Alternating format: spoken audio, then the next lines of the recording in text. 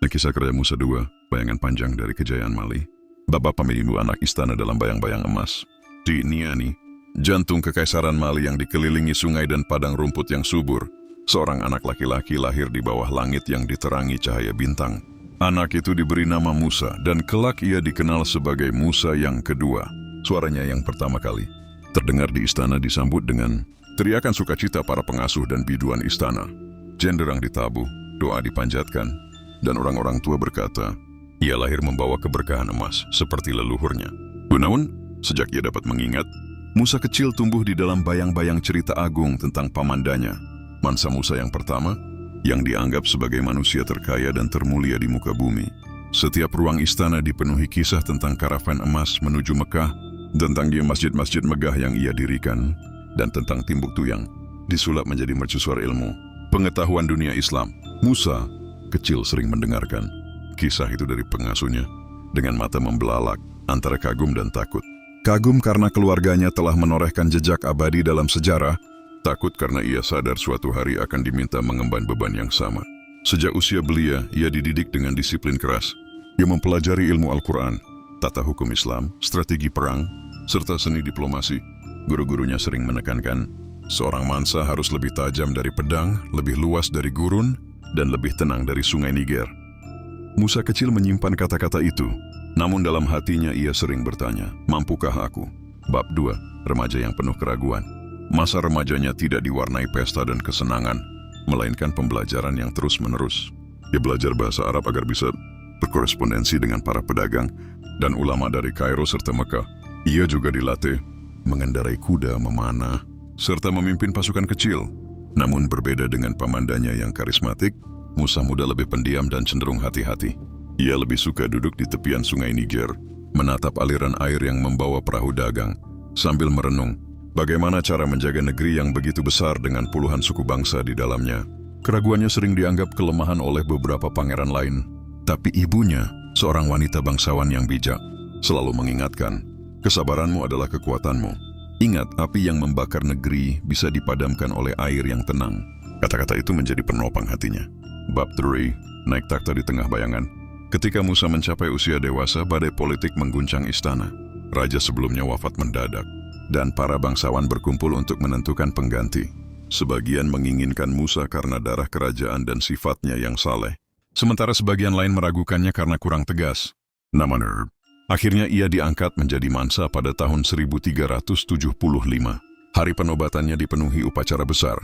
Jenderang ditabuh, pasukan berbaris, ulama memanjatkan doa, dan rakyat bersorak.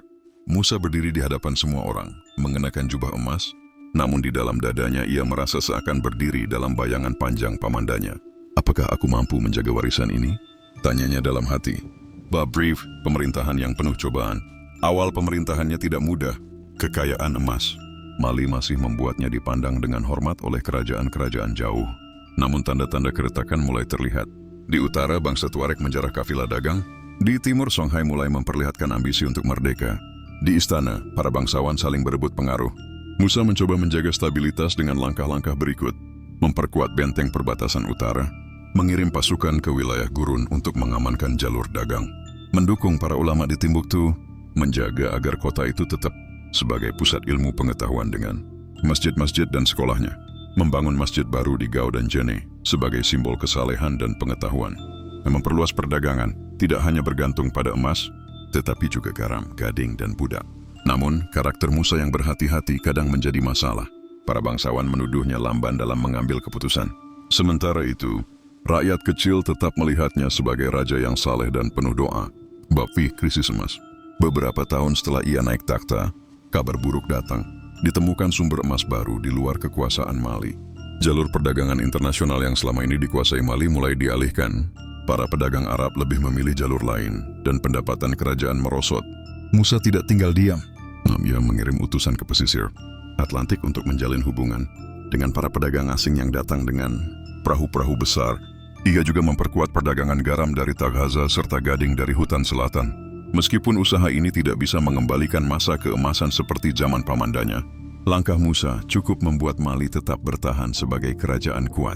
Ia dikenal sebagai raja yang menahan runtuhnya Mali, meski tidak mampu mengembalikannya ke puncak kejayaan. Bab pertemuan rahasia dan bayangan pemberontakan.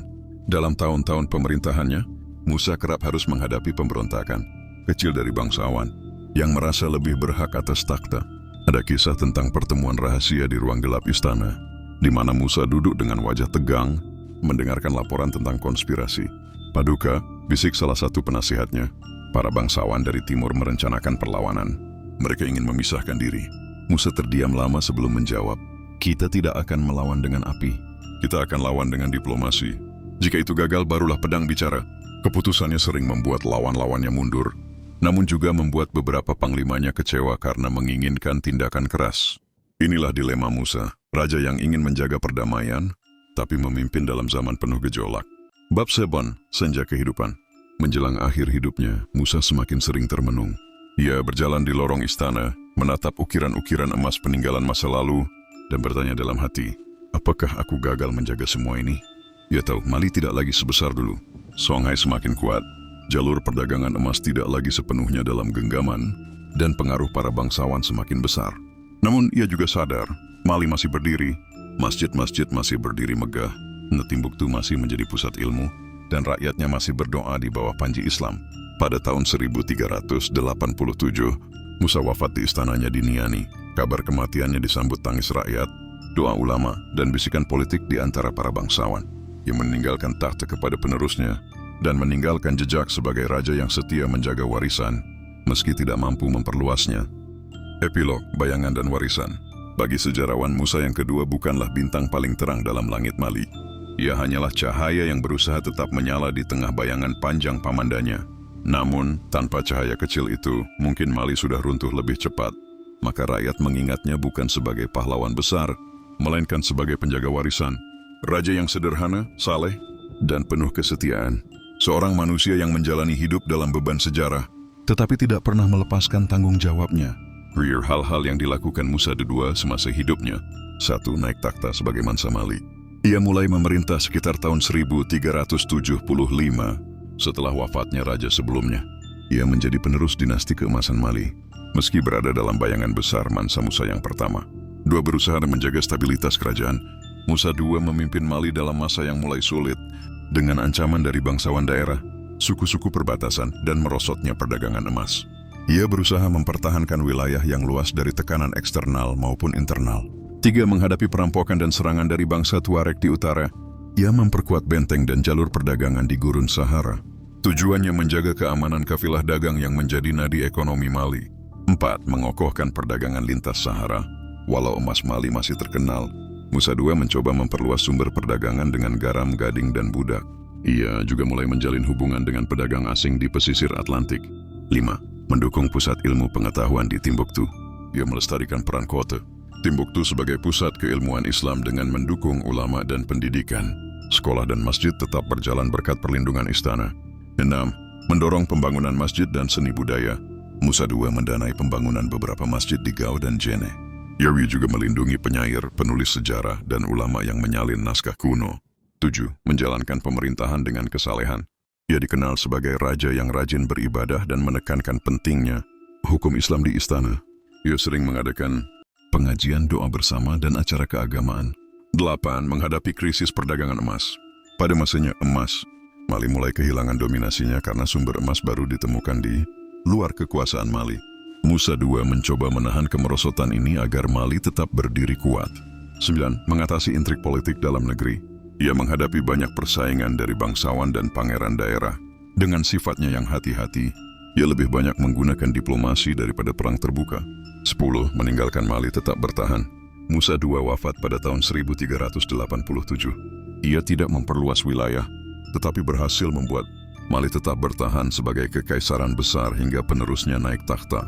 Jadi bisa dibilang Musa II bukanlah raja yang menorehkan kejayaan baru seperti Mansa Musa yang pertama, tetapi ia berjasa menjaga Mali tetap berdiri di tengah kemunduran dan tetap mempertahankan warisan budaya, agama, serta perdagangan selama hidupnya. Kadang keheningan lebih bijak daripada teriakan perang, sebab ada kemenangan yang lahir bukan dari darah, melainkan dari kesabaran seorang pemimpin. Timbuktu tidak dibangun oleh pedang, melainkan oleh pena dan doa.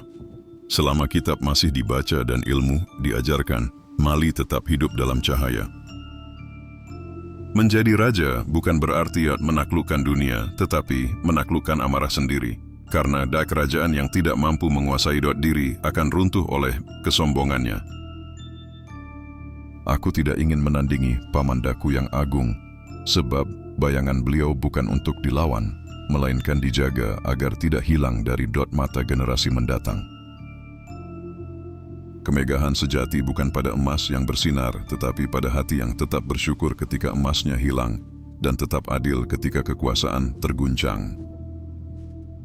Bila sejarah menulisku sebagai bayangan dari raja besar, biarlah begitu. Sebab bahkan bayangan pun menunjukkan bahwa masih ada cahaya di tempat itu. Aku melihat masa lalu Mali seperti bintang di langit, semakin jauh, semakin indah, namun tetap jadi penuntun bagi mereka yang berjalan dalam gelap. Banyak yang menganggap kelembutan adalah kelemahan, tapi aku belajar air yang lembut justru mampu melubangi batu yang paling keras. Harta yang paling berharga bukan emas dari bumi Mali, melainkan keimanan yang tak bisa dijarah oleh siapapun, bahkan oleh waktu.